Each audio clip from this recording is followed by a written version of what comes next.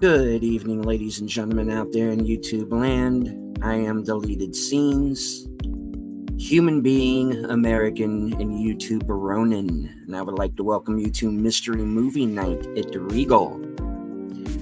Already in the chat, Putin's cat.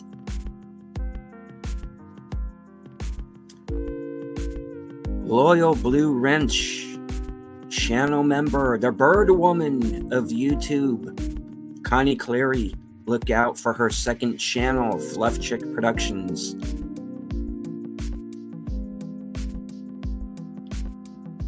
That deleted guy's here. We'll have to bear with him, I guess.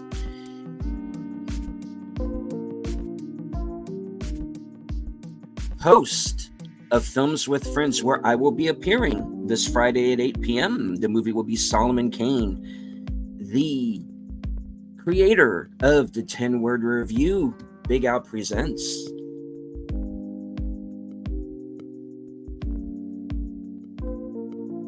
FKHC 2005, sometimes known as Tim.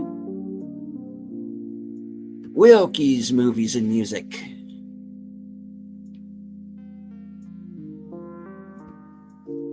All right. My co-host, who's probably wondering how she got talked into this, even though this was partially her idea. The reason why I know you're all really here, Sense Corner. It was a mutual decision. A likely story. I deny that completely. That is not true. No, it was a mutual decision. And the individual that we have sucked through the fourth wall and is now part of this foolishness, our special guest for the second week in a row, who's probably not going to want to speak to either one of us after this. Off the cover himself, a ball. Well, hello out there, all the people out in Radio Land. This is Off the Cover. Oh, you sound like you're broadcasting for coast to coast. I hope. East Coast, coast to coast. Thank you. All righty. Another mystery movie. Indeed. So how's everybody doing tonight?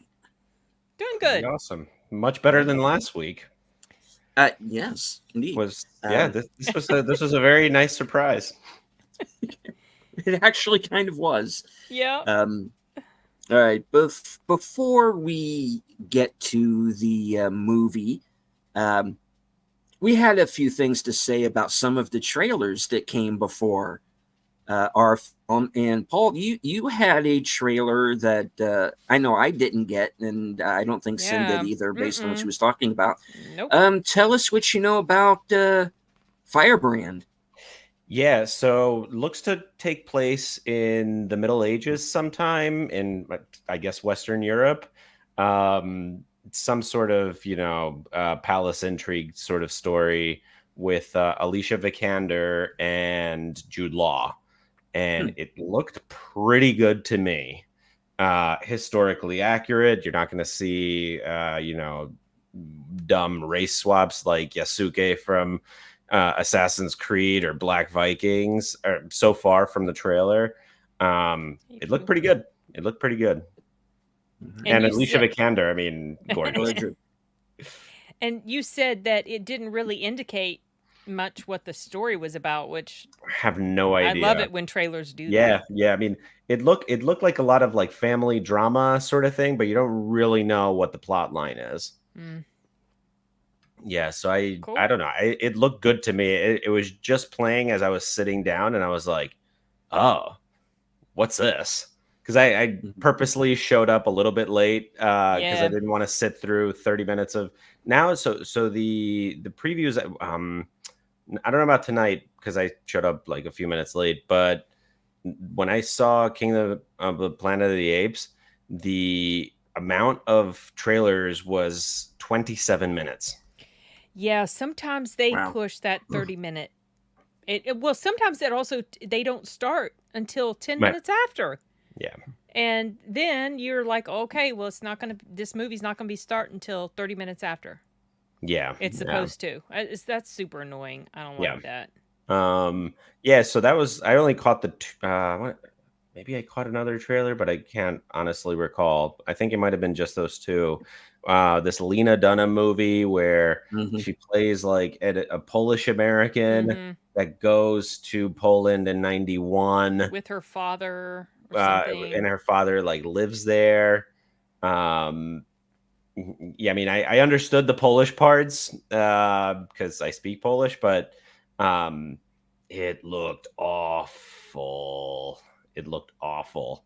And Lena Dunham is a horrible human being. So like zero desire to see that. I don't know why she's getting, allowed to make movies. Yeah, it's interesting, isn't it? Yeah, Poland was cool in the 90s, by the way. Yeah, Poland was cool. I was there in 92. It was pretty cool. Everybody thought like I could say anything and people would like believe me about life in America. It was really funny. I was like, yeah, there's like an automatic potato peeler where it peels it for you and it cuts it up for you. And I'm like, clearly there's tools to do that, but it's not automatic. But everybody was like, ooh. Okay. Random story. We did have a quick question in the chat, and hello to Enigma Severus and also to the viewer Drew, who has this question. What's a movie you think is good but has a forgettable villain? There was something that came to mind when I saw it, and now I forgot what it was. I forgot what I was going to say. Putin's cat is saying Poltergeist. Poltergeist. I have to think about that for a second. I'm cycling through the Marvel movies, I guess, because that's pretty. Yeah, Malekith in Thor: The Dark World was pretty forgettable. Christopher Eccleston. Yeah, there you go. Oh, yeah. I had forgotten who the villain was in the second movie. I only saw that movie once, I think. I was not super impressed with that film. Yeah. The viewer Drew says it's okay if you disagree with me. Mission Impossible 4 is a great movie, but the villain is very forgettable. The villain was a character named Kurt Hendricks, who was played by Michael Nyquist. May he rest in peace. And the reason why he's a forgettable villain is because they cut out the scene that explained his entire motivation. Oh. That was Ghost Protocol? That was Ghost Protocol, yeah. Why did they do that? Man, I don't even know. Yeah, there were like a number of scenes with him that. So why is that not in the movie? It just now he just looks like somebody who wants to nuke everybody, and his plot is kind of like a Thanos-like plot in a way. And the final film doesn't explain that. Do they not have like a director's cut version of it where you see more? Not that I've seen. That sucks. Yeah.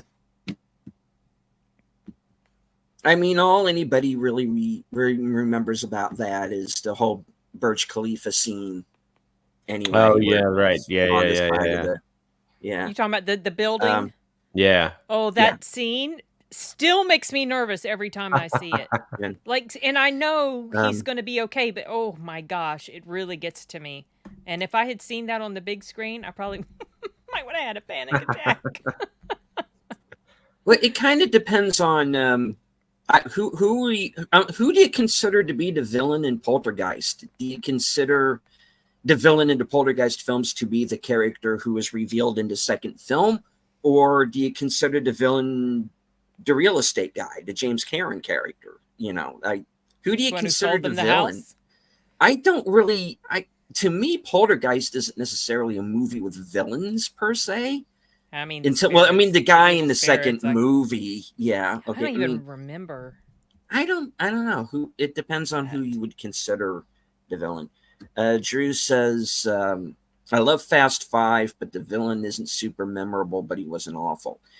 I didn't watch any of those movies after the first, so I have no idea what's going on in them. Or who was the villain in which one? The first one. I'm the Fast and Furious super fan. Oh my goodness gracious! Well, you can have it. Here's why. It's just open your brain and stuff potato chips into it. It's mental junk food. And sometimes you just need that. Oh, that's okay. And Fast Five is actually, I think, the best in the series. It was very cool plot. It's heist movie. I love that movie. It was great. After that, they kind of fall off.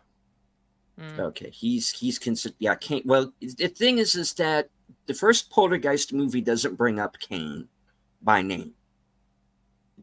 You don't find out about him until the second movie.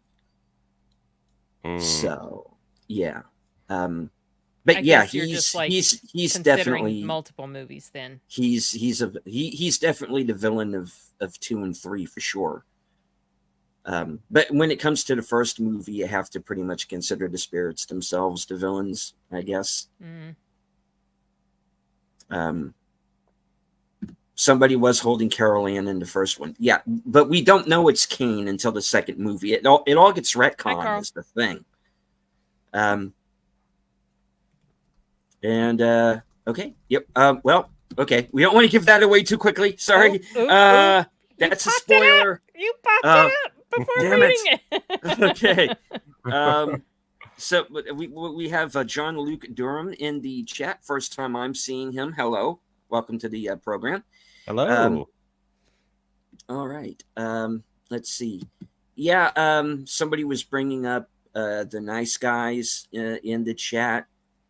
I'm trying to remember who the ultimate villain of that piece was, because there were kind of like a number of people who turned out to be rather villainous, and you think David in the nice guys. And you think David Dastmalchian's kind of at the head of the whole thing. Gosh, I forgot he was in that. And then you think Keith David is going to be the villain, then he gets taken out.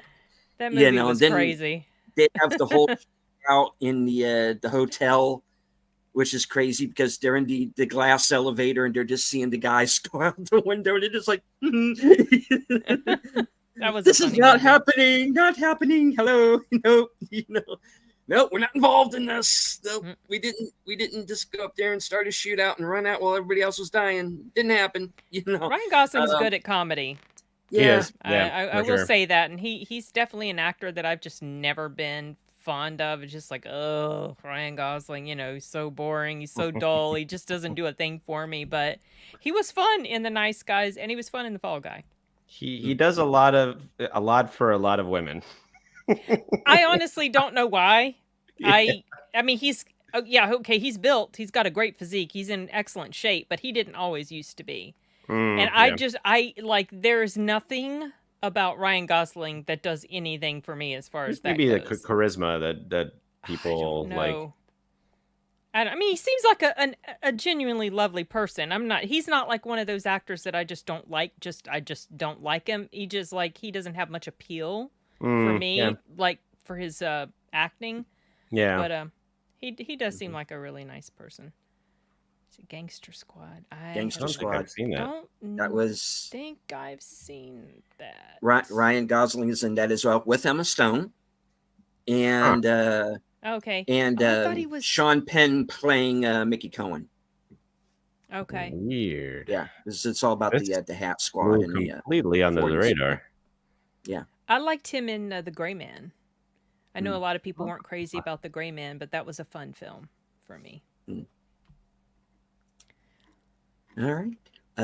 We also got the latest Furiosa. Well, latest for me because it was a trailer I hadn't seen for Furiosa. What were your thoughts on that? If the two of you got that trailer, I'm not into the Mad Max stuff, so I'm not currently planning to see Furiosa. I did not like Fury Road. I know a lot of people really loved it. I've actually never seen Fury Road. Yeah, it's just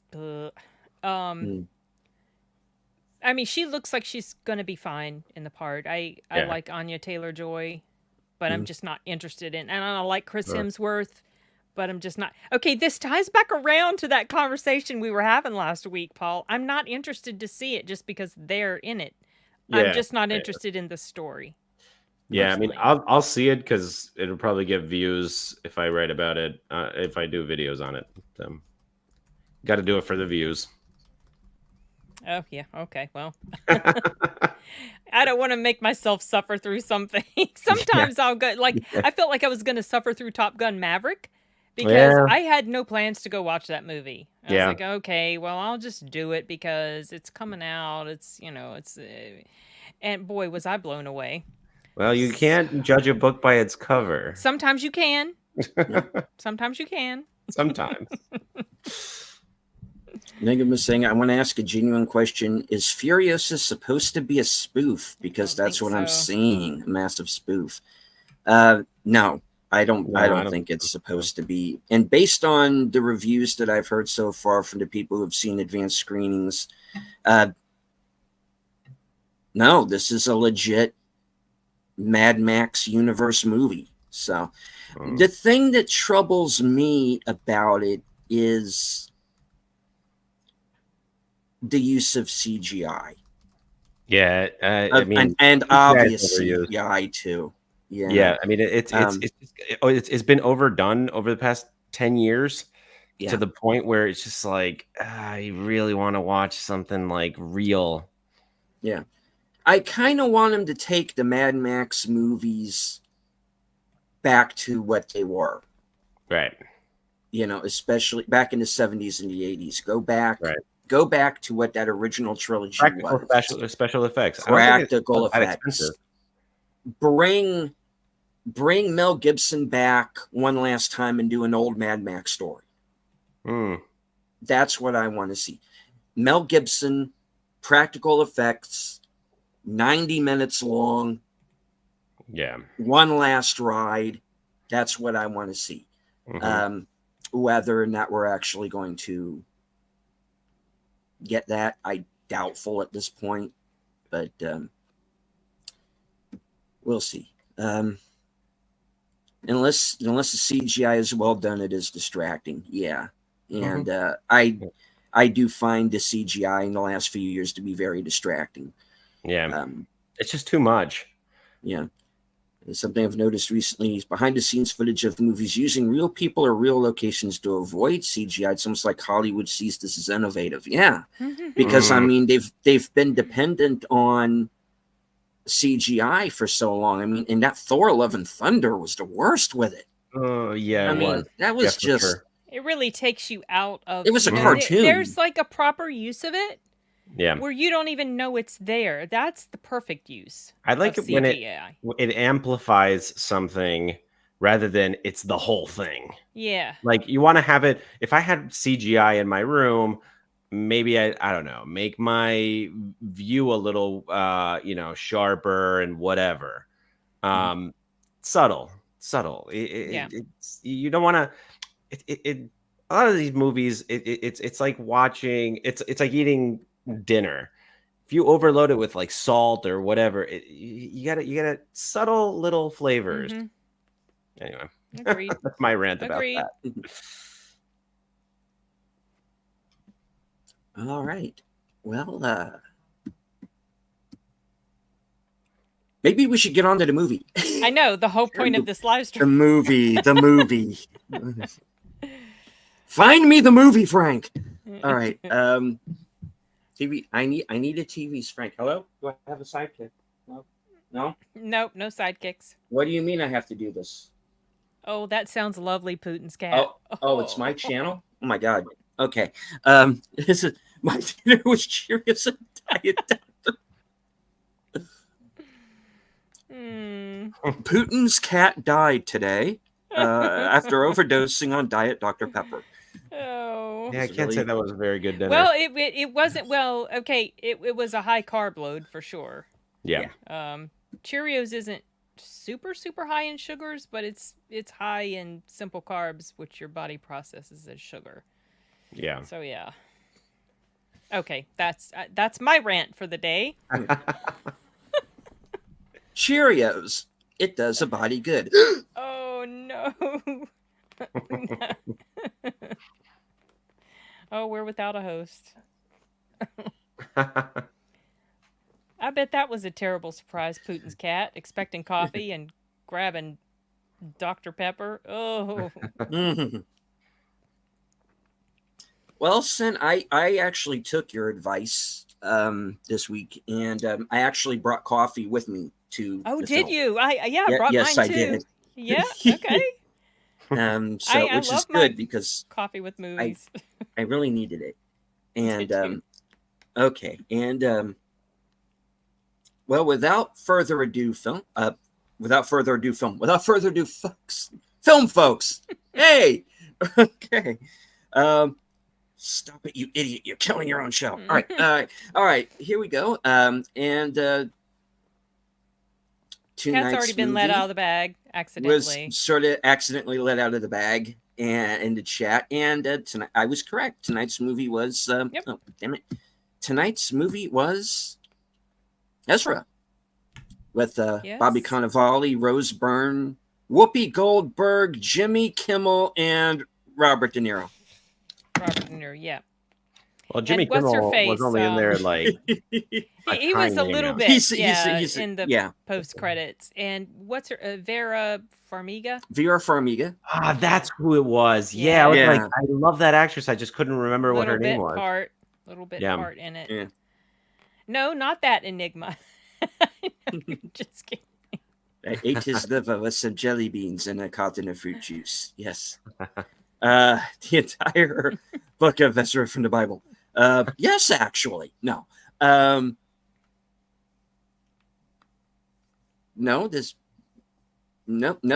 it was not a religious film. Jim Caviezel was not in this anywhere. She was in the Departed and Hawkeye series. Yes. She's been in a lot of stuff. She was also been in Bates Motel. She played Norman Bates' mother, and she was fantastic in there. Oh, yeah. All right. And this is a story of a New York comedian and his autistic son who, after a chain of events, there's kind of a restraining order against him, and he cannot see the boy. So he kidnaps him and go cross country with him. It's a road trip movie in a lot of ways. It actually is. It's a I road had no trip idea movie. the premise of this film. I'm glad I didn't. I mean, I want to say I saw a trailer for it briefly, and I just kind of filed it away in I don't care land. But I probably would not have seen this if it wasn't in Mystery Movie Night. Same. But, yeah. It's not the type of film I would just naturally gravitate toward, but I have to say I wasn't mad at it. I don't regret watching it. I thought it was actually quite decent and touching, and I liked some of the messaging in there, which I'll touch on later. Yeah. Because Enigma is saying so, it's a modern day Rain Man. Up to a point, it kind of is. But it's not really about that. But not really. Yeah, it's not really. The focus of this movie is different. Oh, wow, Sashi. It is. Hello, Sashi. Okay. You two made me sit through an ad before coming on. First time on live stream. That's weird that's the first time. I just have ads are automatically turned on. But, a lot of people have ad blockers, so. That's weird that was the first time it happened. Oh. Yeah. Yeah, this isn't a, no, I'm not wearing my underwear kind of movie. No. He's not like a, I don't know, would you say he's a savant? He's not really. This is not a Rain Man. No, he's definitely not a savant. No, he's not a savant. It's very much its own movie, and it does not go full. No, this movie that does word not is mentioned. Do that. That word is mentioned. No. Yeah. Probably one of the funniest, actually the funniest scene, the last funny scene in cinema was Tropic Thunder. Oh. Yeah. Probably the last time I actually like spit my drink out in the theater. I wish I'd seen that on the big screen. Oh yeah, like I was taking summer classes and like some random kid mentioned, "Oh, I can't wait for Tropic Thunder." I'm like, I see movies all the time and I had never heard of it. And then I was like, okay, pleasantly surprised.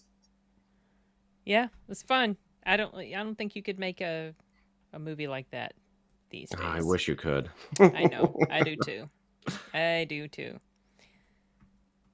Yeah, I mean, basically Enigma. Yeah, the setup it was similar. They're on this. It's except it's a father and son, and the lead up to why they go on this road trip was different. But yeah, I mean, it's similar in that regard. You have a normal person spending a lot of time with someone who's not normal. Right. And the complications of, dealing with the dynamics of all of that. Yeah. And this child really is autistic. I looked it up. Oh, like in real life? Okay. In real life he is. And because I was curious because I was like, well, if he's not, he's super convincing. Right. Because you could kind of tell a little, but he did a really good job. Like he was a good actor too. Yeah. And so what happened is he wanted to start a YouTube channel. And so he just out of the blue decided to kind of help the YouTube channel. He was going to audition for a film role. He'd never acted before in his life. Oh, wow. So I was impressed. Yeah. I mean, the kid did a good job. I think everybody did a good job in this movie. Yes, agreed. Yeah. I'm not a fan of Whoopi Goldberg, but she's in fine. There she didn't bother me in this movie. No. Yeah, actually, so Robert De Niro, he's said some pretty ridiculous stuff. I mean, I think Trump completely broke his brain or something, but he's not so off-putting that I can't stand to watch him. Right. And Whoopi Goldberg, she's kind of in that same category. As she's sometimes she says stuff that's like, okay, I totally agree with you, and then sometimes it's like, where in the world is your brain at? But it was okay. Like it wasn't miserable to watch this movie because of them. And I wasn't sure because there are some actors that's like I dislike them so much I don't even want to see a movie. But that wasn't my experience with this, so. I was happy about that. Yeah.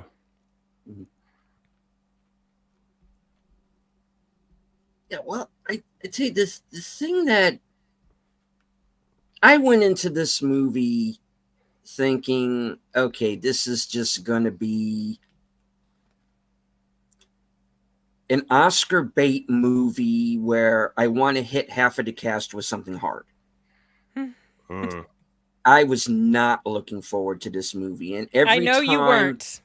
Every time it would come up in the Reddit thread, for those of you who don't know, there's a Reddit thread that surrounds the movie nights and people trying to guess what the next movie is going to be, based on whatever the clues, scant clues are given. And Ezra has been coming up for a couple of months now. It's going to be Ezra. It's going to be Ezra. And then I saw the trailer and I just went, yeah. So the one tip off that told me this was going to be a good movie, the director and the producer came out and actually kind of showed respect to the audience. Tony Goldwyn and the guy who wrote. Yep. Yeah. Ever since Tom Cruise did it for Top Gun Maverick, and that's been my barometer. If I see them come out, gonna be good. So far, so good. I haven't seen one where the directors come out. Oh, actually, no. Sorry, I spoke too soon. Killers of the Flower Moon. Oh, I never didn't saw that. Bother. So I mean, I read the book, and the movie missed the point by a mile. And the first 45 minutes of the movie could have been entirely cut out because they weren't even from the book. It was super slow, didn't add to the exposition or the plot or anything. But Scorsese came out and thanked people for going to the movies, blah, blah, blah. So other than that, though, every other movie that I've seen the director come out, pretty good. Got my 2 thumbs up. They did that for Talk to Me. I haven't seen that. I didn't see it either. That was one of the mystery movies. Yeah, the director for It Lives Inside had a little opening introduction as well. Oh, I remember forgot that. about that. I wasn't crazy about It Lives Inside. I mean, I liked parts of it, but there was other stuff. Yeah, that was again a movie that was kind of. I gave it my watch it on streaming rating, you know. But my thing with It Lives Inside was because it is so steeped in sort of Indian culture and lore, and I was like, okay, that kind of went over my head. It might have just went over my head, and that's why I'm missing. But I get, without giving anything away, I give that movie points for going with that ending. Because that is not they are not out of the woods at the end of that movie by any means. You know, we've contained the evil for a while, you know, but it's for a while. That's wow. They went there, okay. You know, so I get that kind of bumped it up a little bit for me. But I tell you, going back to Ezra, and my original point before I decided to talk about It Lives Inside for no reason, was this was a movie I was not looking forward to. And there are actors, there are people in this movie who, if I never see them in anything ever again, I'll be perfectly fine with that. But original recipe Sashi. Sorry. Oh. Indian culture. Sashi's sense of humor. I love his sense of humor. Okay.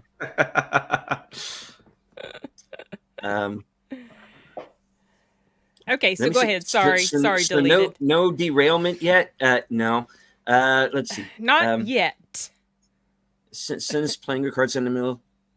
Deleted is just taking lead, so I didn't know off the cover is my first time observing. Oh. Okay. All right. Well, so again, this was a movie I was not looking forward to. And then there's a point where it was really starting to get to me and make me think. Yeah. That, for sure. And I definitely went through a lot of emotions throughout the movie. Yeah.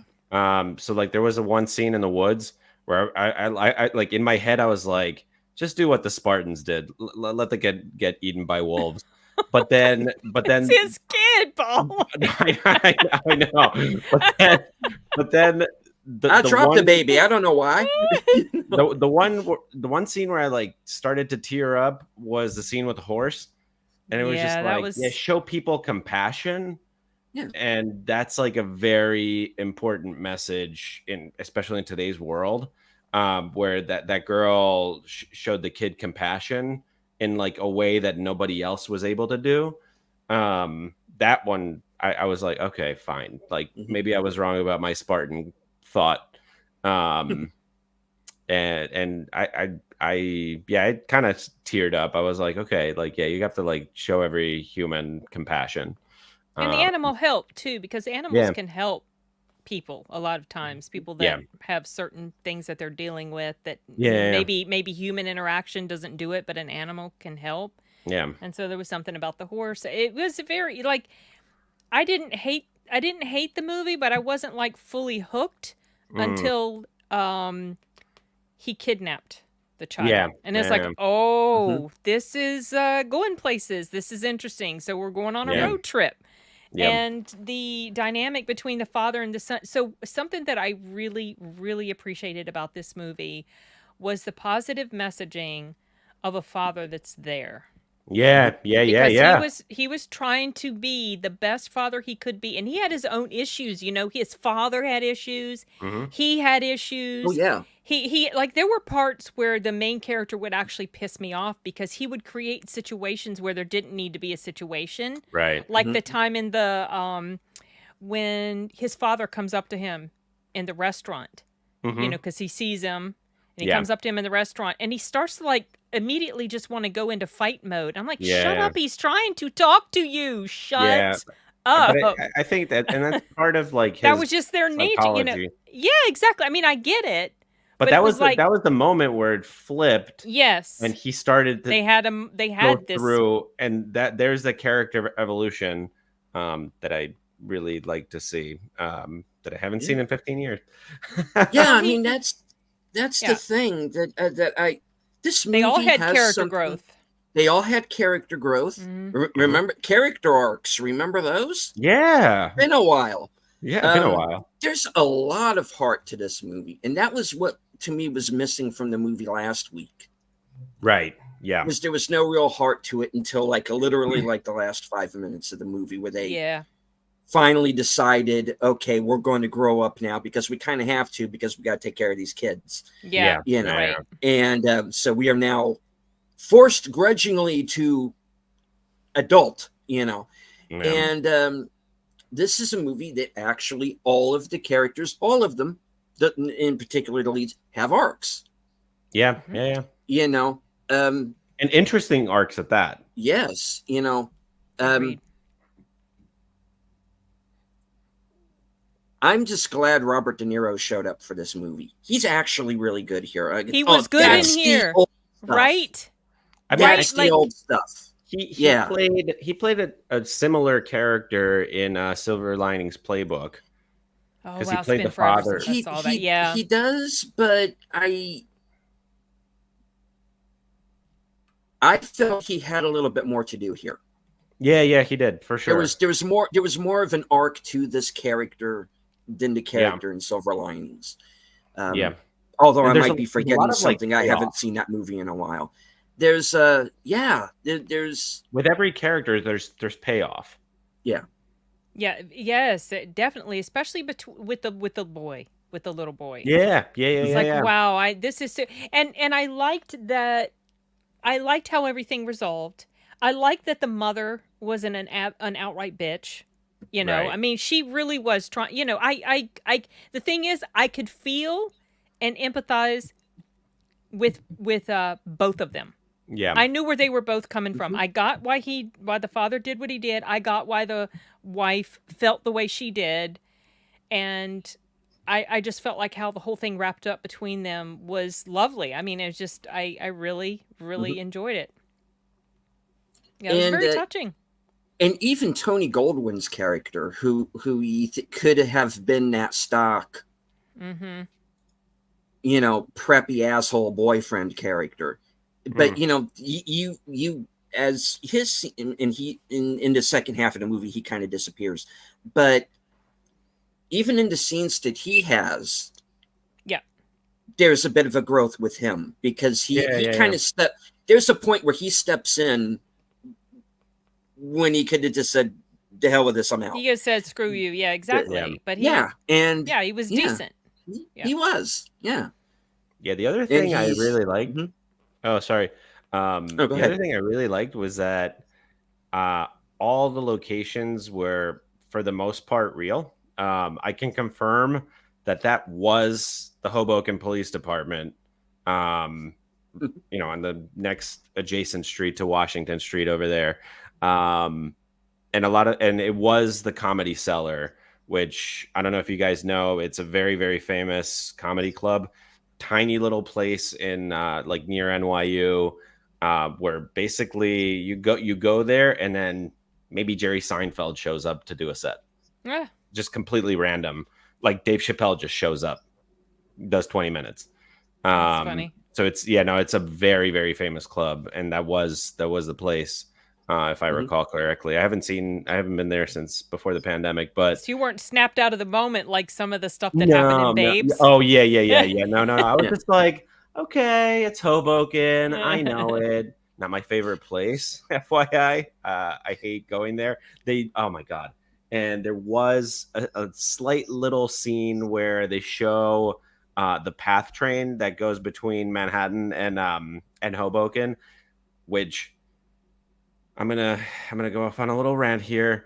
The PATH train is the worst train on the face of this planet. it carries like the dregs of society. Oh dear. It is now, mind you, during commuting hours, it's just like random people going to work.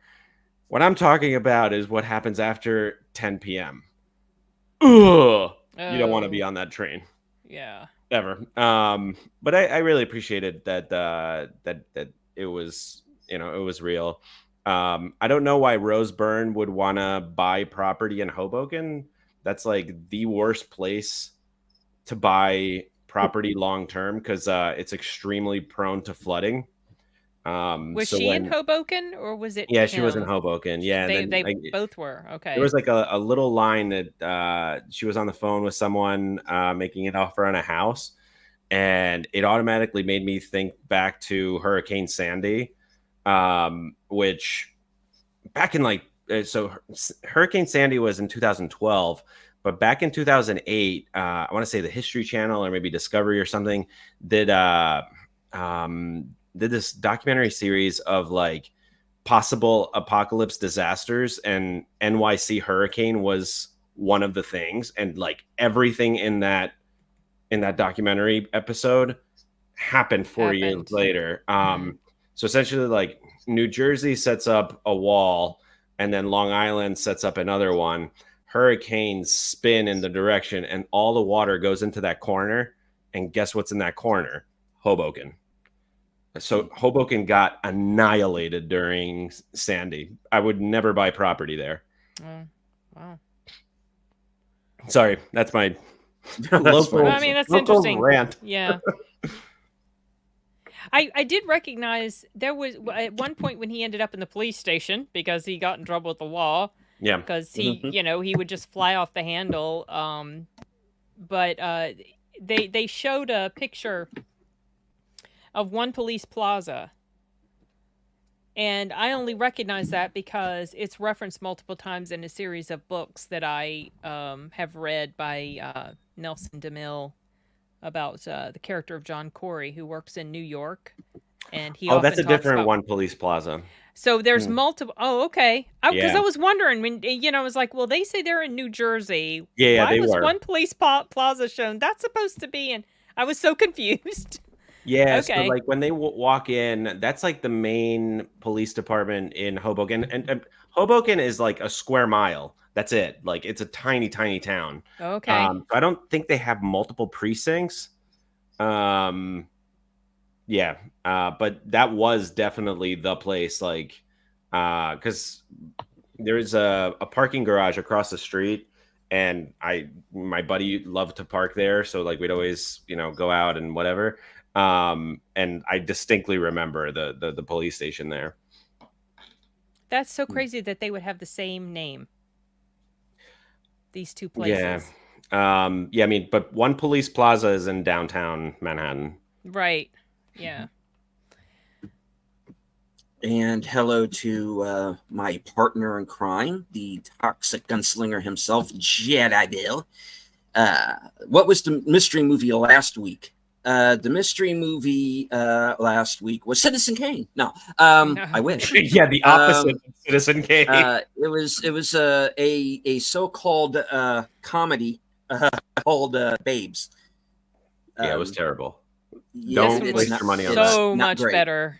And the comedy in here was actually funny. Yeah, it was. Yeah, because it was so realistic. Like when like Robert De Niro, sometimes his scenes were really funny. Some of the stuff he said, and that whole running joke about the skillet or the pan that guy had.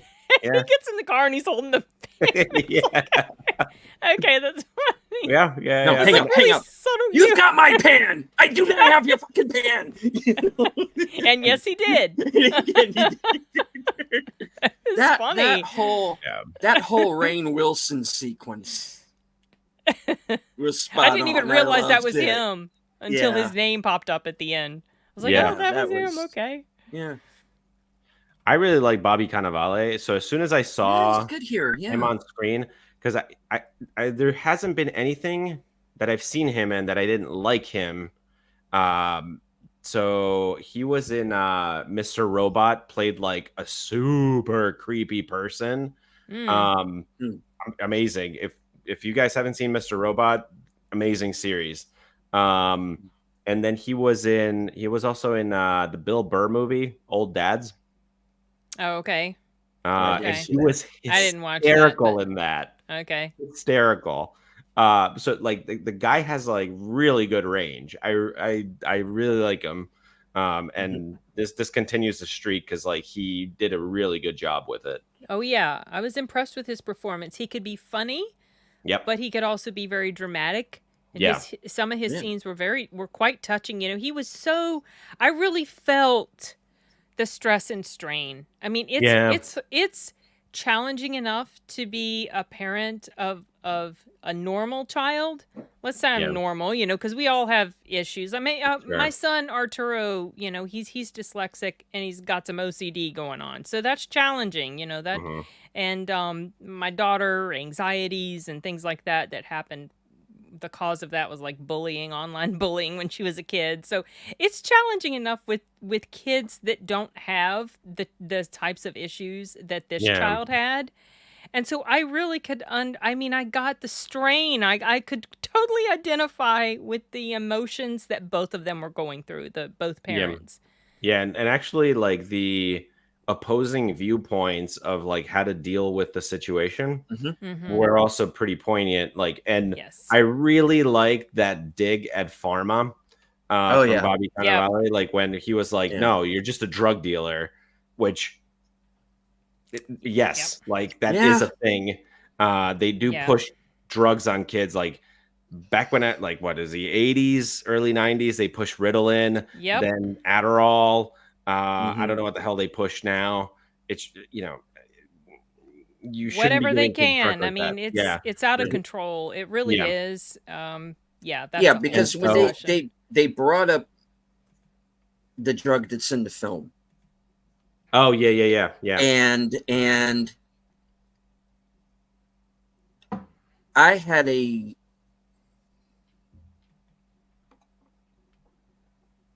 had someone who was very close to me who passed away during the Christmas holiday. Oh, I'm sorry. And she had an autistic son, 11-year-old son, nonverbal.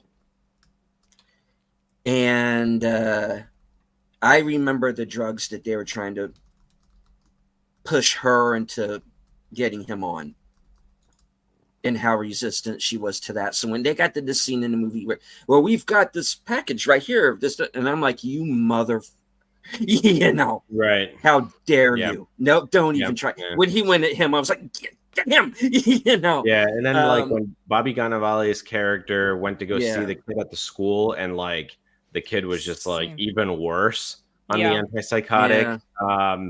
And so like I could see where Rose Burns's character was coming from, not with the drug, but with sending him to a special school. A special school, but then I could also see Bobby Cannavale's perspective on that is that no, like eventually this kid is going to need to survive on his own in the real world. Therefore, he needs exposure therapy, essentially. It just made me think of this one quick personal story. My mom's got this like long time friend who is, I want to say, pushing 90 and still working. He's a doctor at the hospital. Like he's pulling in shifts because his adult son, who's I want to say close to 50, is mentally handicapped, not autistic, but like the for real kind. Oh, sorry. I said that wrong. Not autistic, but just I don't know what the correct term is, but you know, mentally he can't function. Not there on his own. I don't know. Forrest Gump, I guess. And so like there's that struggle for parents that, and I mean, and it's basically like any sort of malady, you know, medical or psychiatric, where I guess I could see the parents' like number one fear, and that it came through more with Bobby Cannavale's character, is that eventually the parents are not going to be there anymore, and they need to take, and they need the kid to be able to survive on its own. he or she. And so I could see a lot of where Bobby Cannavale's character was, and if it was me, I would be siding with him. But yeah, I mean, I don't know what the hell I would do in that situation. Well, I mean, that kind of touches on what I had mentioned of how I could actually understand both of their perspectives. He wants his child to be able to function in the real world. Yeah. And her mindset was, well, he's just a child. We can send him to this school where they're equipped to try to help him learn how to function in the real world, Right. And so I sympathized with both of them because that's one of the things I loved about this was that there was no enemy in here as far as the wife or the husband. It was just it's a slice of life movie, like real life, it's real and raw. It was messy and beautiful, which is what life is. That, yeah, essentially. So I wanted to bring this one up because I know, Sin, you're a massive fan of horror. Yes, I do like horror. As soon as I was maybe half an hour into watching Ezra, and memories popped in of the movie called Still Alice with Julianne Moore, Alec Baldwin, and Kristen Stewart. Oh, if I saw that, it's been years ago, and I don't remember much. So I went to see it with an ex-girlfriend. It was the second movie she took me to. The first was Gone Girl, which is like not a date movie. Still Alice is also not a date movie. No. What the hell, man? Yeah. This is one of the many reasons she's an ex-girlfriend. That she's an ex, okay. Yeah. But so Still Alice, just in case nobody knows about it, Julianne Moore plays this professor, very successful, who gets diagnosed with early onset dementia. Okay, yeah, I thought it was something about and that. Then it's a beautifully filmed movie. The cinematography basically follows her decline, and yes, it's a drama movie, right? But I took it as it's a horror movie because it's a horrific thing to have happen to you. So I also took Ezra to be a horror movie. Like, I don't have any kids, but I pray to God that this doesn't happen to me. Yeah, you could feel like even he knew that he had issues, and sometimes his bluntness was funny. Oh yeah. But like the kid, you could tell, like he knew. I thought that scene where he hugged the girl. Oh yeah. And then the little punk kid came along and made some sort of joke, like picking on him, and his comeback to that guy I thought was perfect. Oh yeah. Like, this is harder than you think for me. Right. So it's like he knew he had these problems, and how sad that must be for a child that's kind of or anybody as they grow up into adult to be trapped in that type of thing. And some people obviously they call it a spectrum, because some people it's very, very mild, and other people it's debilitating. Yeah. Mm-hmm. And the other thing that I liked was they showed Ezra what he was going through in terms of like getting love and care, but they also showed the parents, like, because touch is extremely important. I don't have any kids, but I know it's just common sense. Touch is extremely important in basic mental development and in childhood development. And you could see the pain in Bobby Cannavale's character when he tried to like hug him in bed. That was sad. He's like, you can go now. You can go now. I was just like, ooh. And you could see how much that hurt the father. But also that was like the first step in you noticing that the child was at least making an effort, because he felt his father touching him, and he like had this grimace. It was so unsettling to him, and he put up with it and put up with it. You know, like before he was like, ah, anytime they touched him, but he endured, and then finally was like, okay, you can go now. But that was kind of a big step for him. Yeah. That little moment. Yeah. And yeah, I thought I did I wrote the word sad down specifically because of they, as parents, they wanted to embrace their child, hug their child, and that was just give like the child love. Yeah, because they're good parents, you know. But that was just that was really sad to me. But how many parents aren't they? I mean, both parents in this movie acted very intelligently and maturely, but how many parents don't? That's the thing. A lot of them don't. That's why you have so many screwed up people in society. Right. And you know, you have an absent parent. You know, that was kind of touched on, and you know, the absent. You know, so Robert De Niro reveals why the wife left. No excuse for her. Still, I don't give a crap. You know. Yeah. She, whatever. You got to make it work. You could see the issues that this caused in the main character. Lifelong issues because that were caused. He was led to believe that he was the reason his mother left. Yes, and this is what kids, many times think when there's something that's happened between the parents, they think it's their fault. Yeah. This happens a lot.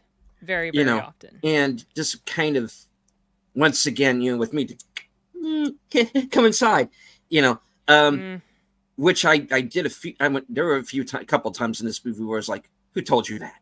You know, with me. And my parents divorced when I was 13. I'm 51 next year. I mean, next month. And see, it's late. I need coffee, damn it. Anyway, they divorced when I was 13. I'm 51 next month. And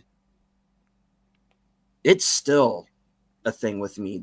I am still,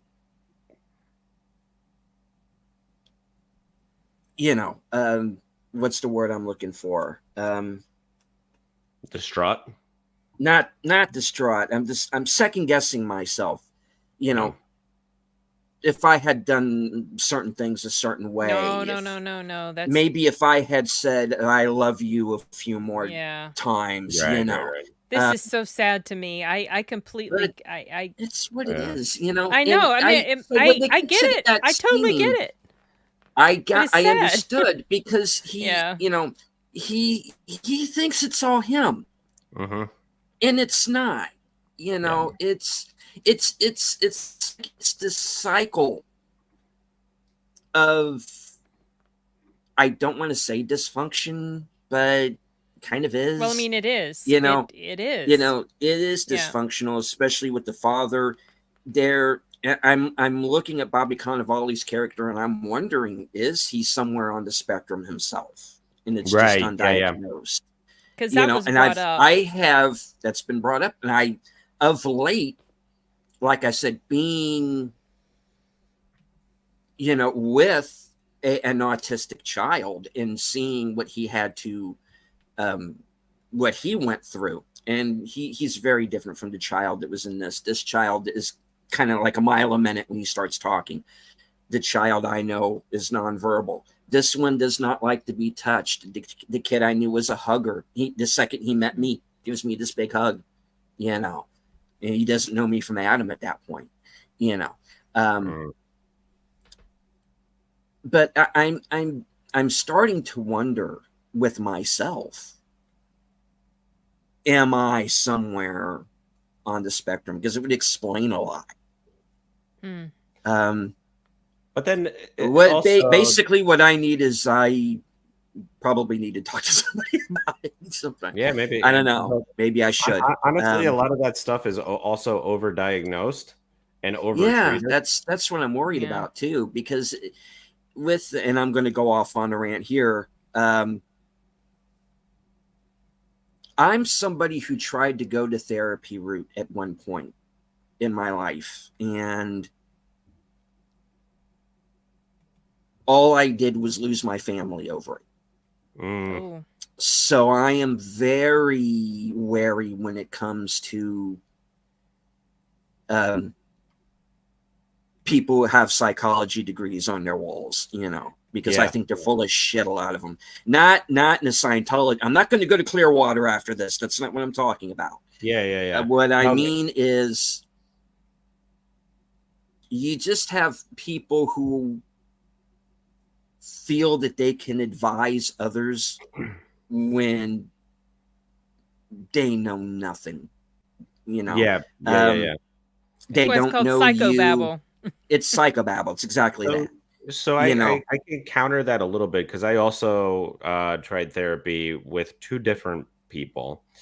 The first one, I think, like, she helped me get over a lot of issues. So it's a matter of like finding a good one. She helped me through, actually, that Still Alice girlfriend. She cheated, which I was absolutely destroyed. So she helped me through that. And then I switched to this other guy, and I'll tie this back to YouTube, because at the time I was like, I'm sick and tired of being a consumer. I want to be a producer. I want to do something. And my thing was, I'm going to start a YouTube channel. I'm on YouTube all the time watching it. And so my first like foray into YouTube, I'm not going to reveal the channel name. I also deleted the channel, but it was going to be like political commentary, economic commentary. But I thought better of it, because at the time I worked for the government, so I don't want to get fired. You didn't want to come from a government job when I criticize the government. And so he was like, okay, what? Like, the psychologist was like, okay, whatever. But what a good psychologist would have said, well, okay, maybe you don't do political news. What else do you like? You see? So I could have started this channel 7 years ago. But due to a bad psychologist, it took me, my own timing and evolution to get to it in 2022, where I could have done it in 2016. So to say that all psychologists are bad, I don't think that's what he was saying. Yeah, no, I know. Like, but you have to be careful. You got to pick the right one. I'm just saying the ones that I have been familiar with, not good, right? No. That's my point. Is you have to have a really good one. Like, that, you have to have somebody.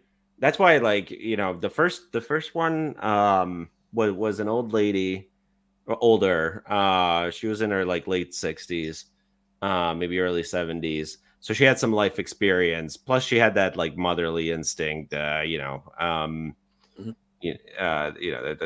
comes naturally. But then the other guy was like younger, and I mean, in his, I guess, 50s, maybe late 40s. And so I guess didn't have as much life experience. But yeah, like some are just not good.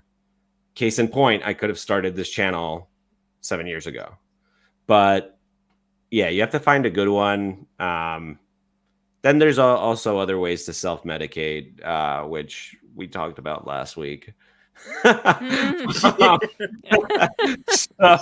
no shrooms were harmed to make highly recommend. But yeah, that's my take on psychology. Yeah. So I don't know if you guys knew this, but the fellow who wrote it or something, this was actually based on, sort of inspired by his own experiences and dealings with his son who's on the spectrum. So yeah, I mean, and I think that experience clearly shows. And, yes, because like it captured the full emotional range of what a human parent would be going through. Yeah. Anyway, I definitely, like you said, not something I would have gone to see on my own, but I was very pleasantly surprised at how good this movie was. So this Yeah. is a recommend for me. Yeah. Yeah. Character drama, but very touching, very sweet but sad. Yeah.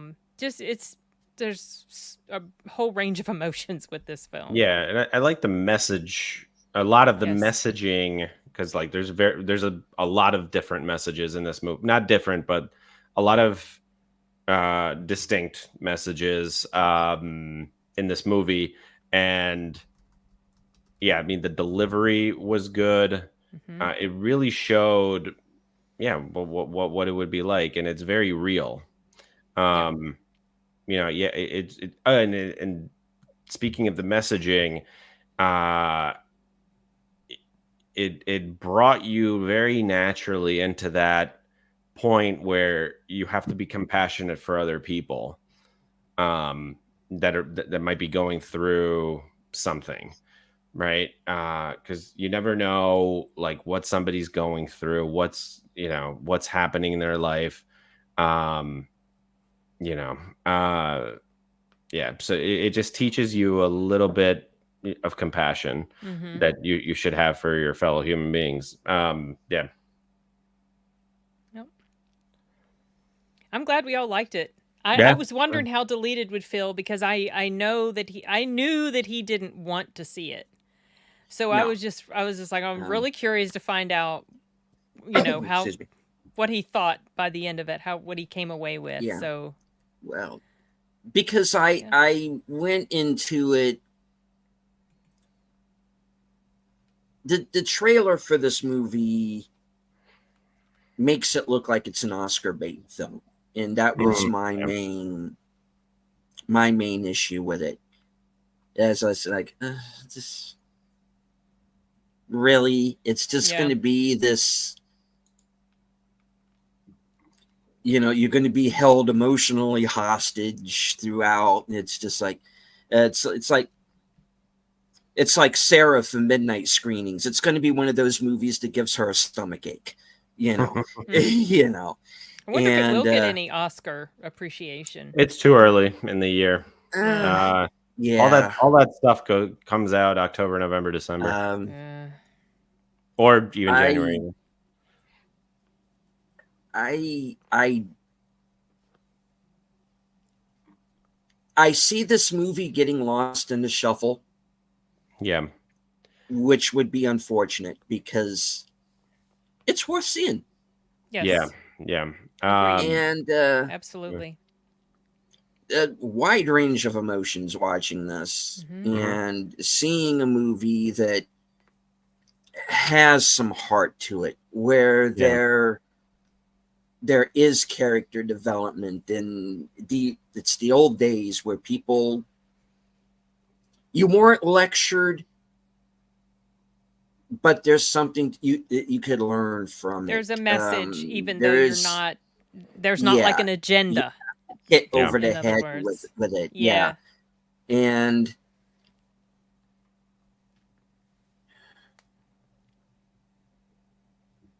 I'm really glad to see a movie where, even though he is an imperfect guy, this is not 2 hours. Well, it's an hour and 40 minutes. Yeah. It's not an hour and 40 minutes of this guy's wife running him down in front of the kid like you would see in every other movie, or well, why are you being such a see you next Tuesday? Like he would maybe say that in front of her. None of that happens in this. Yeah. It was very respectful. Yeah. Of the difficulties in the relation. That I appreciated the heck out of that, because where it could have gone. Yeah, and it's like the parents aren't together, but it's a father an involved father, right? Which you don't that actually hasn't been a theme during the dark age of cinema over the last 15 years. You don't see involved fathers for some reason. I don't know. Yeah, that's assuming you see the father. Period. Yeah. Right. And that's, I guess, that progressive agenda to drive families apart or whatever. And not. Well, I mean, it's worked It's worked over the decades because our society is in terrible shape when it comes to the nuclear family. It's terrible. And that causes a whole load of societal problems, which we're seeing all around us. It's tragic. It's really tragic. It's pretty much the number one predictor of healthy psychological development for children. For the parents to be there together. Yes. And I liked that these parents, though they weren't together, like we've said, they were still both very much involved. And I was just like, well, that's the way it should be, Yeah, and I like the adults... exchange. I like the exchange between Rose Byrne and Bobby Cannavale, where it's like, you agreed to be family and treat each other with respect. I was like, okay, like they kind of set up some ground rules. Like they were thoughtful about how to handle their divorce. I was kind of hoping they would get back together, but I mean, again, real life, that sort of stuff. It would have felt a bit cheesy. It's a realistic ending. Yeah. I don't think I would have liked it so much if they had, because that wasn't really the whole point. Yeah, he still had a thing for her, whatever, but the point was not about them getting back together. Right. But you do see this positive situation at the end. Yeah. Through, all this stuff has happened, things are settled, they're in a good place. Yeah. And they are a couple in real life, and that really does show through. Oh, I didn't know that. Rose Byrne is married to Bobby Cannavale? Know that? Yeah. Hold up. I did not know this. Yeah. So I think that was. Paul's gonna check. Yeah, because Deleted knows a lot of trivia like this. So Bobby Cannavale was married to somebody named Jenny Lumet. 94 to 2003, divorced, and then he's been with Rose Byrne since 2012. Wow. Yeah. That's so cool. That's so great that they were able to work on this together. What a lovely project. Yeah.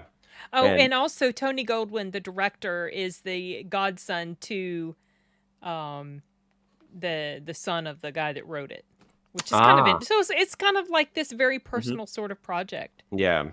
And while I'm on the Wikipedia page, so this is another situation, kind of like How to Blow Up a Pipeline, where it like premieres at Toronto International Film Festival, but we don't see it until now. I think it's supposed to come out next week or 31st. But it premiered last year. It says 2023 film at Toronto Film Festival, which basically had the same thing happen as How to Blow Up a Pipeline, which I'm pretty sure debuted at the same festival and then didn't come out until like April, and then flew completely under the radar. Yeah, I'm not a fan of that sort of release schedule. That happens quite a bit. That happened with The Black Phone.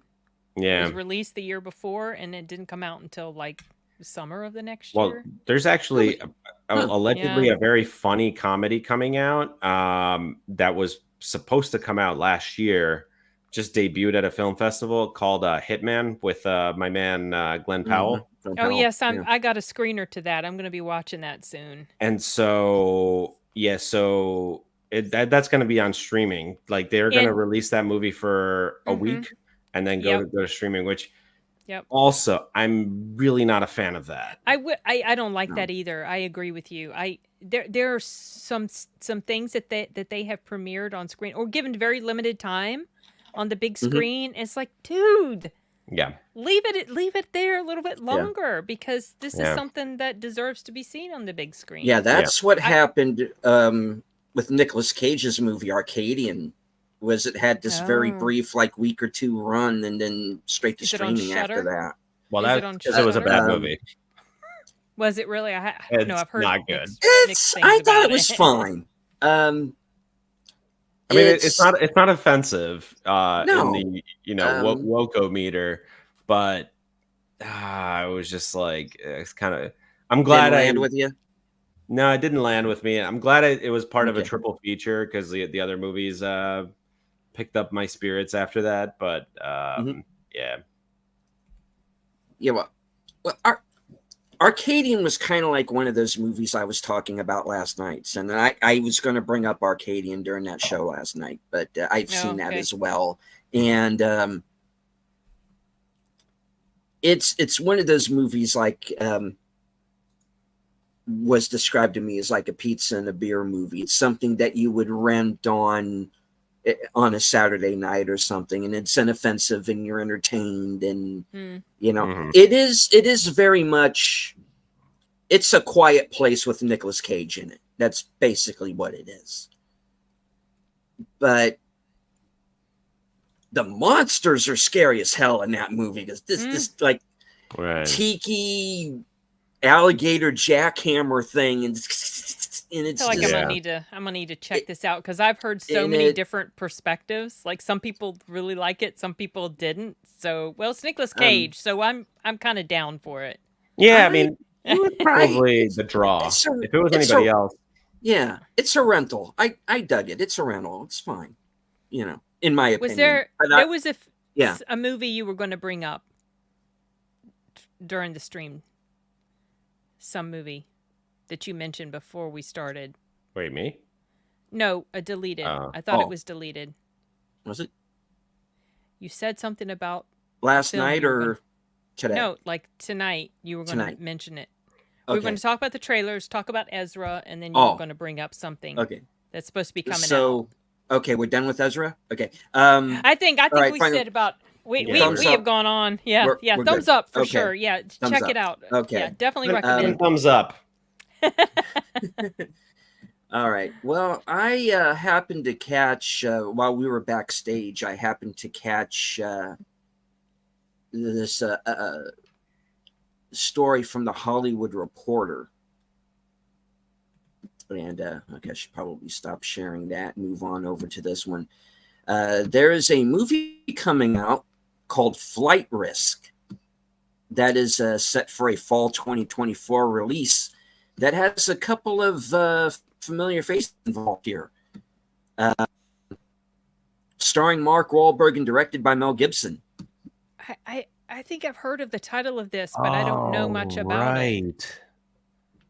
Yes. I want to say, is the trailer out? Because I want to say I thought I saw it. Well, anyway, I'll go briefly into the story here. Marking Mel Gibson's first feature as a director since 2016's Hacksaw Ridge, Flight Risk hits theaters October 18th. The film has a script from Jared Rosenberg and counts Gibson as a producer alongside John Davis and John Fox for Davis Entertainment, in addition to Bruce Davey, who's his producing partner, who goes all the way back to his first directorial feature with him. Wahlberg, Michelle Dockery, and Topher Grace star in the thriller, focusing on a pilot transporting an air marshal and a fugitive across the Alaskan wilderness on the way to a trial. So I was like, okay, I'm in. Yeah. Yeah, definitely. All right. I mean, say what you want about Mel Gibson, love him or hate him, he's one hell of a director. Yeah. And you can see where his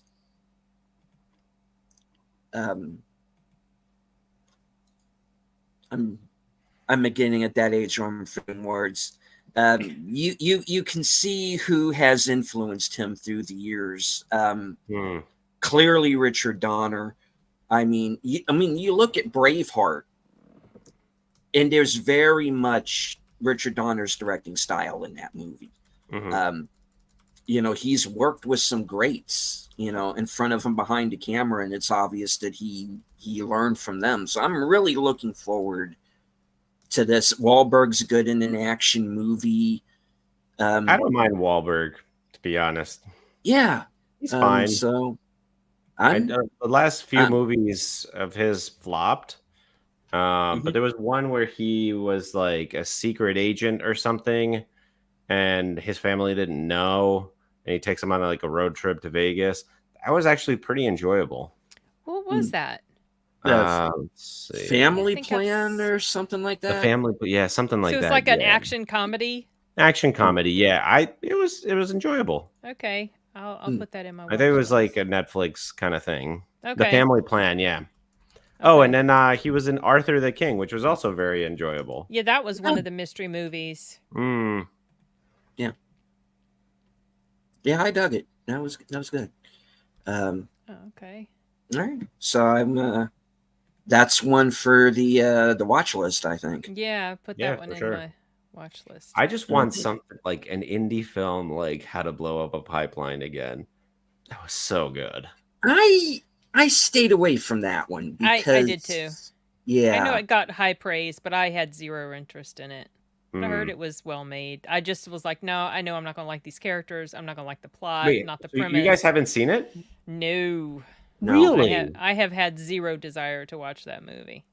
It is incredible. I've heard people really liked it. Yeah. I would. You always give me recommendations. I'm going to give you this one. I don't know, Paul.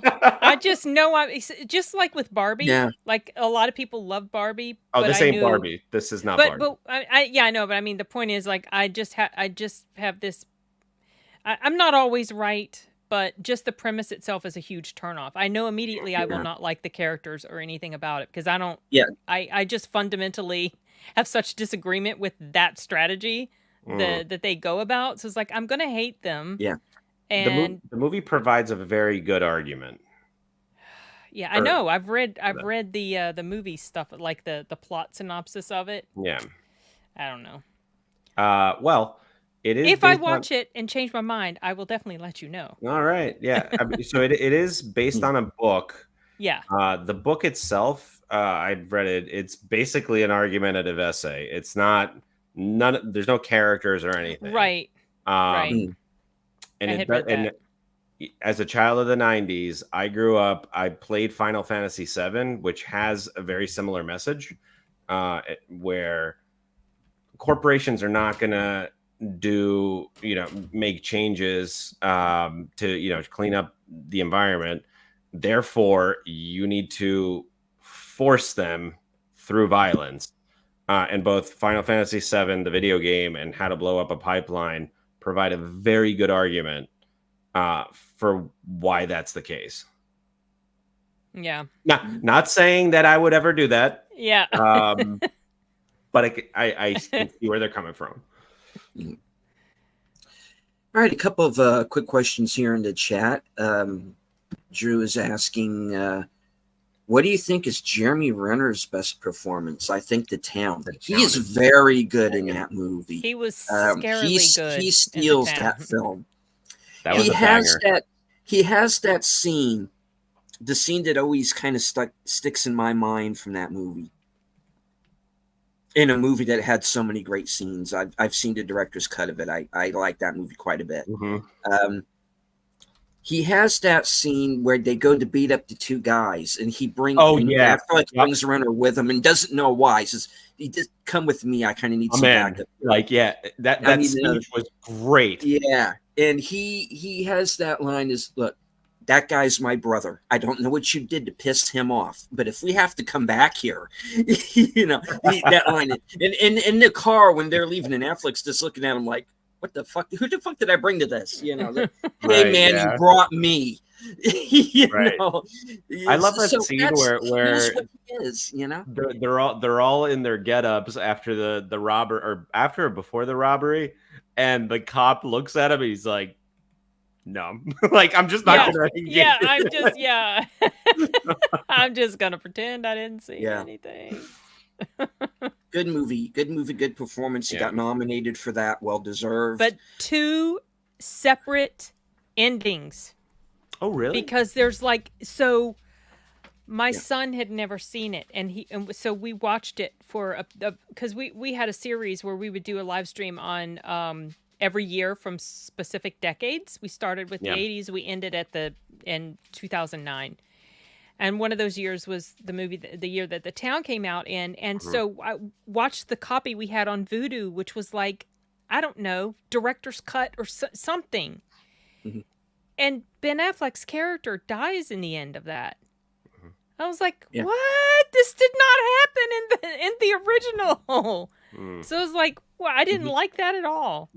So yeah, pick whichever one you feel like is. That was not. I did not like that. Because in a way, it's kind of like there's one version is the metaphorical death, and the other version is a physical one. The actual, yeah, Right. Yeah. Right. So it's kind of like I Am interesting Legend film with two different right endings. That's right. Which I guess the alternate ending allows the sequel. Yeah. Right. And I heard that they were making a sequel. They are. Yeah. So how are they going to explain this? Not excited about it. Maybe it's a prequel. I don't know. Well, my understanding is, and this is the only way a sequel can work, is they have to go with the alternate ending where he survives. Yeah, but the regular ending where he dies, it's just very good emotional payoff. By Enigma. And it fits with the source material as well. Let's take care of Enigma. Okay, and Sashi also had a question as well. Does anyone expect to go to a Nick Cage movie thinking it will be great? Some of his movies are great. Some of them a lot are good. of them aren't. I'm very much looking forward to his Spider-Man Noir TV series. Oh, it's going to be a series. Yeah, I think it's going to be a movie. Live action too. So it'll be cool to see like an older, more experienced Spider-Man, because we actually haven't had that in on the screen, on any screen, small or big. Because Tobey Maguire's character was like high school into college. Who was the second one? Andrew Garfield was high school, and so was Tom Holland. So they haven't explored So the original Tobey Maguire trilogy, Mary Jane does. I forget whether they get married or not. But we haven't seen Spider-Man and Mary Jane married and having a kid, which did happen in the comics, but not on the screen. Right. Mm-hmm. So it'll be really cool to see an older, more experienced Spider-Man. Even though it's like it won't really be blah blah Peter blah. Parker. But I do like that Spider-Man Noir because I'm a big film noir fan. So I love that love letter to that era of film.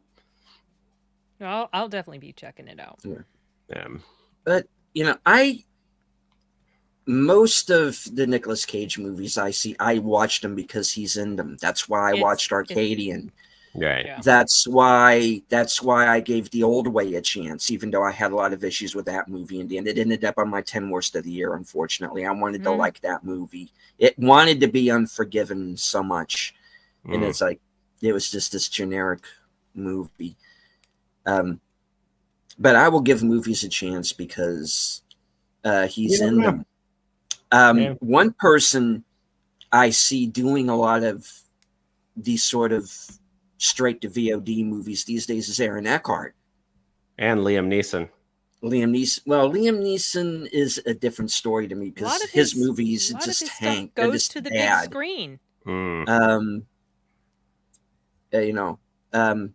I will watch a movie because Nick Cage is in it. I'll watch a movie because Aaron Eckhart is in it. I'll watch a movie with Liam Neeson in it, but I also know I would rather see something more along the lines of like The First Take than I would Blacklight or Ice Road. Blacklight was terrible. Blacklight was so bad. But the recent one of his that came out a little while ago was fairly decent in the Land of Saints and Sinners. I've heard it's pretty good. Yeah, I was pleasantly surprised at how decent it was. I had been hearing some good buzz, and that's why I decided to go watch it. Now, hearing good buzz doesn't always mean anything, but yeah, I thought it was good. What's funny is this is bringing back memories of last week's stream on Thirsty Thursdays. Where Badger and Kyle got into a we're back to that. Back to About that. no, nobody sees movies for an actor. Like, well, that's not technically true. Not Some people everyone, do. clearly, believe it does. I got the point he was making, but I also got the point Kyle was making. That situation where I understand, but there are still some actors out there who, as far as I'm concerned, have held on to a certain amount of goodwill, you know, and I've noticed that a lot of them are the ones who are not on social media. They're the ones that don't open their mouth. Yes. And say dumb stuff that's going to alienate half their fan base. Like Chris Pratt. Doesn't say anything. Yeah, he doesn't. Well, he wears a T-shirt and people get pissed at him because it's a libertarian-oriented T-shirt. So automatically he's a bad guy. Because he's a Catholic or some sort of Christian. Yeah. Something. And apparently you're not allowed to, have a religion other than the secular religion of wokeism. Well, they were mad because he wasn't in. Was it because he wasn't endorsing? He wasn't doing something, so they tried to jump on what his political. It was like, well, he's just being quiet.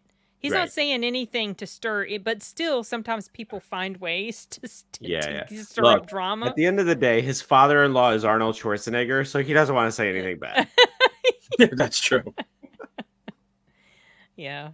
Anyway, I do think it's best for them if they just don't. Yeah. Get into that. Leave the geopolitics to the geopolitics experts. Yeah. Even the experts are pretty idiotic, but whatever. But yeah, no, it's just largely uneducated actors being all stunning and brave to get up in front of a crowd of an entire room that agrees with everything they say. That's not stunning and brave. Exactly. That's just I'm. It's that's a big turnoff for sure. Like I said, that was almost a sticking point for me in this movie because I'm like, okay, which Robert De Niro are we going to get in this movie? And I'm like, look, I just want Travis Bickle back. Okay, look from Midnight Run. Was that his character in Midnight Run? Taxi driver. Look, Taxi driver. Take this 38, go shoot that pimp, and shut up. Okay, go back to what you do best. And he did. He did in this one. He did in this, actually. Yeah. There was a scene with him that really plucked at my heartstrings really hard. And then that scene at the Kimmel taping or whatever. At the end of that scene, that was woof. I had to pull out my tissue. Yeah. So. And Guillermo in a double role. Who? That little Kimmel sidekick guy. Oh yeah, Guillermo. That was funny. That was funny. Yeah, stay a little bit past the credits because there's a scene with Kimmel, which was funny. Yeah, Kimmel himself is not funny. No, he's not. But he wasn't. He was fine in this. This particular scene. Inoffensive. Yeah. Yeah. He's kind of like Patton Oswalt in Ghostbusters. He's just right. Oh yeah, that's what exposition, and he's. I try to forget that movie exists. Yeah, that's. I've kind of had a change of heart a little bit when it comes to that movie because it's the lesser of the Ghostbusters movies, and I don't count that 2016 stuff as a Ghostbusters. I haven't even seen that. It's a separate thing. I went to college with the girl that wrote that 2016 one. Oh, really? That's funny. We smoked some wacky tobacco in an attic at a party my freshman year. I had a huge crush on her. I was like, oh, she's so pretty, but yeah. Then she did that in 2016. Oh. Well, I remember the first time I saw Greta Gerwig in a movie, which was this House of the Devil, which was this real slow burn. Wait, she was in that horror movie? She was in it, yeah. Who did she play? The friend? She was the best friend, yeah. Okay. And has the biggest holy shit moment in the movie, and that I think makes everybody jump when they see it. But It's been a while since I've seen that. You know, and I remember, oh, okay, she's coming off very likable here, and then like, oh no, you know, oh no, she's just going to be one of these little blonde women who's going to tell Noah Baumbach he's so fucking brilliant, you know. And I'm like, okay, well, so much for her, I guess. Right. You know, Marriage Story. You want to see a filmmaker lay themselves bare and put out their entire psychology out on a film? Watch Marriage Story. There you go. It's all that whole movie is just about you and Jennifer Jason Leigh, isn't it? Oh, I had no idea. I had no idea. I was not even interested in the movie. Yeah. Who? I mean, Who? I didn't like it actually. Jennifer Jason Leigh and who? All right. The writer-director of Marriage Story is a guy named Noah Baumbach. He is currently with Greta Gerwig, but he used to be married to, and he co-wrote Barbie with Greta Gerwig. And he's become one of these male feminist types. And he always has like these little blonde women around him telling him he's so brilliant. And that's what they do with Adam Driver's character in that movie. He has all of these younger women coming up to him now that he's divorced saying, oh, you're brilliant, you're the best, and you're the man, and we all want you. And I'm like, oh, yeah, Greta Gerwig is actually a little over 2 weeks older than me, according to Wikipedia. And Noah, my man Noah, is 54. So that's creepy.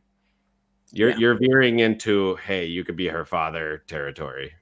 Yeah, and that's, you know what's creepy? You know what's creepy? A union that is super creepy to me is Aaron Taylor Johnson and his wife. That is very creepy, and that borders on very weird. Really like grooming. Because how much older? He was 18. Yeah. And she was in her 40s? There's like a 28 something year, 26, 20. Yeah, it was no. Yeah. And he may have even been younger than 18. Like they may have met before he was even of legal age. But I think they became, an item when he was like 18/9. That does happen, like that young guy, older woman. Yeah. Like the president of France married his teacher. Yeah, that's just who was disturbing. like 39 years older than him. I can't. No. That brings back memories of that whole nastiness with that teacher, Mary Kayla Turno. Yeah, I remember that. So I remember that too. That's what May December is based on. She did. Die? She did. Okay. Yeah. From like cancer or something, right? Yes. Oh, okay. I think it was colon cancer or something. Yeah, she did. And I saw videos of them interacting with each other at some point, like after he's an adult, they're married or whatever. She's out of jail finally, and they're together. And boy, the dynamic in that relationship was just toxic as hell. You could see it. And that's why May December was just so creepy and gross. I actually haven't seen May December. It was. I haven't watched it yet. It was inspired by their story. Yeah. It's worth a watch, but it's disturbing. I was just like, it was just ick. Yeah. And then of course Natalie Portman, who I don't like, and that was ick. So, but it was, it was good, but it was disturbing. Well, sorry, that was a tangent, but no, that's fine. Every that's time fine. I see Aaron Taylor Johnson, I'm just like, that is really disturbing. I can't. Yeah. And then also, he hyphenated his name. They both have hyphenated names. Right. He took her name. Anyway, whatever. That's all interesting. Yeah. But to me, it just kind of makes me wonder about the dynamic. It's some weird power thing. Yeah. Or like he wants to be mothered. Maybe his mom wasn't around in childhood. Because going to like Freudian psychology, the most important person in a man's life is the mother, and the most important person in a woman's life is the father. Maybe there's some weird dynamic there where his mother wasn't around or something, and her that crap she did too with that kid from Oh, what was the name of that movie that I first saw him in with Steve Carell? It was like the spinoff of the Bruce Almighty. Evan Almighty. Evan Almighty, yeah. Okay, well, this is taking a turn. Sorry. No, that's fine. Yeah, let's not go down the Sound of Freedom route. Yeah, because I think we know that there's a reason why that movie was in the word I like to use, suppressed, for a number of years. Yeah. I think it hit too close to home for some people, and look, I get it, and I've gotten into arguments with friends backstage after shows about, innocent until proven guilty, and I understand that, and I get it. I just did a whole show about it yesterday, and that was the one you were talking about, O.J. Simpson. What's partially OJ, yeah, but yesterday I was talking more about Alec Baldwin than anything. Oh yes, yeah, that's right. But there is innocent until proven guilty, in like it or not. Despite what you think of the circumstances, OJ was found innocent. Kevin Spacey was found innocent, not guilty. Deleted. Okay, innocent, whatever, not guilty. There's a difference between not guilty and everybody, really though, anybody with a rational mind, there was so much stuff that went on with that verdict. The jury nullification, the whole, Rodney King. There was all this stuff in there, but there was also like the prosecutor is like whatever San Diego State Law School versus like Yale and Harvard Law. You know what I mean? Like, kind of different some of the shenanigans that went on. Experience. Everybody had an agenda. That was the problem. Oh, yeah. Everybody had an agenda. You had the cops trying to be glory hounds. You had the lawyers doing their own shtick. Right. Alan Dershowitz making a name for himself from it. You had, he did that with Klaus von Bülow as well. Yeah. And you had a judge who should have shut that shit down right away. First he goes up on the bench. None of these shenanigans. We're going to get this done. We're going to get it done in a couple of weeks. You're going to lay out your case. You're going to lay out your case. And that is that. And he did, because he wouldn't have allowed cameras in. Because I would not have allowed cameras in.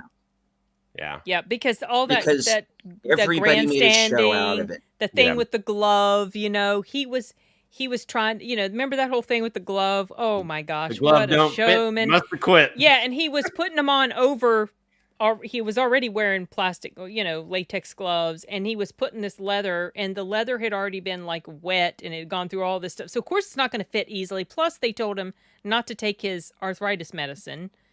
Or some sort of medicine, so it made it even harder to put it on. It was just like, oh my gosh. That's true. This is true, and a lot of times, in situations like with high-profile cases, a lot of times, not all the time, it's the money you've got.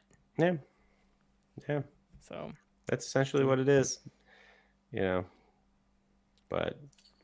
All right, that is Tiff. I'm sorry. No, that's. We keep going. We keep going down that. Yeah, I know. It's almost tomorrow, so. All right, so I probably have to turn in soon. The one thing that I did want to bring up very, very quickly, just because we've hit on it, and I'm curious if either of you two saw it. Did anybody see the movie The Murder of Nicole Brown Simpson? No. Wait, is it the made-for-TV movie? No, not a made-for-TV movie. This was a movie by the guy who did The Haunting of Sharon Tate. Oh, and that was a terrible movie. Oh, and it was a terrible movie. Oh, it was awful. And no, I didn't. The guy does good documentaries, but the man cannot do a narrative film. And in that movie, they threw out the possibility that the Green River Killer. Yeah, I've heard that whole thing. And which was just a very. I didn't see the movie, full disclosure, so I don't know there's like I've listened to like podcasts and stuff. There's I'm a conspiracy. There's a conspiracy theory that the Green River Killer. He wrote a book. If I did it, yeah, or even OJ's son. OJ's son did no. The dude. My dad threw that out there. He said, "Who would have have similar DNA to OJ, his son?" Yeah, but he wouldn't have. No. But what was his motive though? Yeah. What would his motive be? But the point from the moment I read in the newspaper that the estranged wife of O.J. Simpson had been found murdered, I was like, he did it. Yeah, right. He did it. and this was before I even knew that there was a whole history of abuse. Yeah. After finding out all that, it's like, no, you can't. Nobody can convince me he did not. Because no, that to me is that's the progression. Of spousal abuse. Yes. Whether it's the woman doing a man during the abuse or a woman doing the abuse. Yeah. That it sadly is oftentimes the end game. This abuse continues until either the person who is being abused is dead or that person fights back and kills their abuser. Right. Like the burning bed. Yeah, that whole story. Or Lorena Bobbitt. That's a different. That's the whole thing. Oh my gosh! I try not to think about that. 90s trivia. Oh my goodness! All right.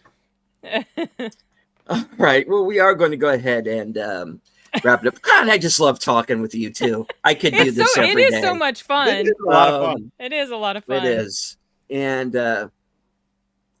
I don't know when the next mystery movie is because I've looked several Mondays up ahead and I'm not seeing anything. Yeah, same here. But I mean, I guess we'll just have to see. Watch it be like I'm going to be in town for a while. I mean, I'm going out of town for a con in a couple weeks, but I'm probably coming back on Monday. So let's pretend if the next one is on June, that's early June. I would still be around. We'll just have to see. We'll keep our eyes on the app. I mean, it's probably not going to be Memorial Day because that's like too big of a theater weekend.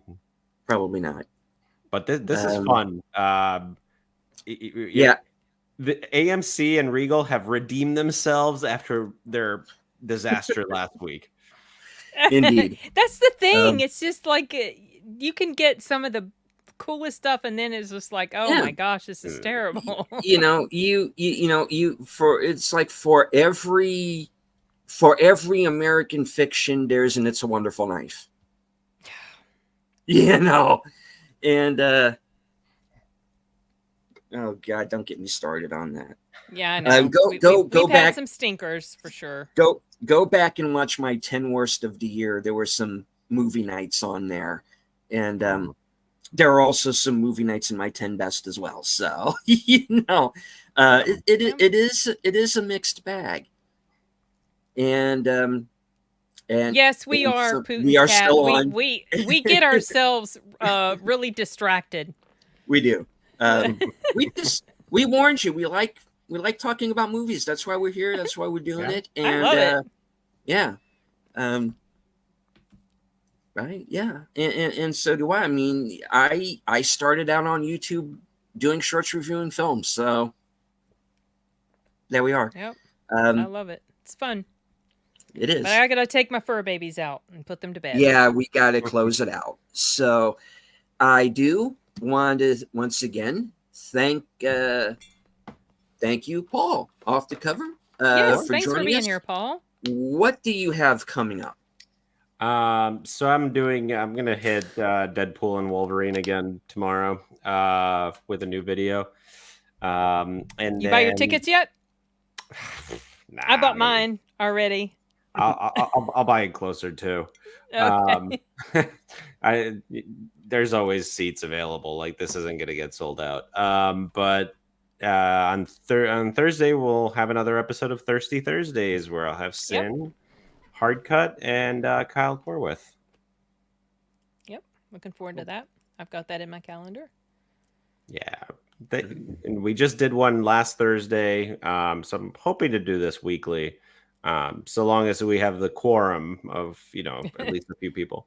I will be out of town, not this coming Thursday, but next Thursday. That's when I have to leave for the con. Got it. Yeah. Yeah, that's about it. To all those folks out there in Radio Land. It does sound better when you move closer. I gotta get that microphone arm. It's going to be one of the best purchases you make for your setup. I know. Sin. I still haven't finished editing. Yeah, I know. I still haven't finished editing that review I did with my son for Donnie Darko. That's really the only movie review I've got coming up. I've just been so busy with audiobook work, so I just haven't had the time because I'm trying to get it done before I have to go out of town. So hopefully this week. I said that the last time. Yeah, time does get ahead of you because you announce something on one show and then you're 2 shows away and you realize you're still talking about it and you haven't done it yet. So I know how that is too. I've got a backlog of videos I got to put out too. So I definitely want to get it out this week because we filmed it last week. So, oh well. All right. So that brings it back on over to me. Let's see. Tomorrow is Tuesday. I have Live from Sparkwood in 21, which is a Twin Peaks retrospective series that I co-host along with Troy Pacelli, Netters Network, and Aged Boomer. Happy birthday to Aged Boomer. When I leave here, I'm going to go over to the chat for the big celebration that they're throwing for Boomer over on Troy Pacelli's channel, where they're watching. I saw he was streaming. They're watching The Warriors and Phantasm. So, yeah. And so I'm going to be heading on over there after we're done here. So Live from Sparkwood in 21. Tomorrow night, 8:30. Thursday, Action Theater, our month-long Salute to the Troops. I co-host that with Jedi Bill, and we're watching Bridge Over the River Kwai. Or Bridge on the River Kwai. Nice. I can never remember. Yeah. But it's that movie with William Holden and a certain Mr. Obi-Wan Kenobi.